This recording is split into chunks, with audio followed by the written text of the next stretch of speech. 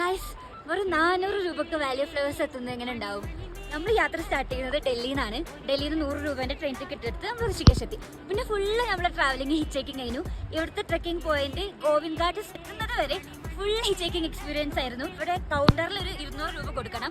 അതും പിന്നെ കല്ലറ ചില്ലറ ചിലവൊക്കെ കൂട്ടിയിട്ട് ആകെ 400 രൂപയാണ് ചിലവായിട്ടുള്ളത്.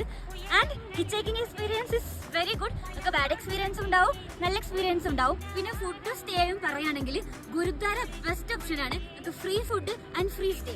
ആൻഡ് എല്ലാ പോയിന്റിലും നമുക്ക് ഈ ഫ്രീ സ്റ്റേയും ഫുഡും ഗുരുദ്വാരയിൽ നിന്ന് കിട്ടും. ആൻഡ് ഹിച്ചേക്കിംഗ് എക്സ്പീരിയൻസിൽ ബാഡും ഉണ്ടാവും. പ്രത്യേകിച്ച് ഗേൾസ് ആണെങ്കിൽ എന്തായാലും എക്സ്പീരിയൻസ് ഉണ്ടാവും.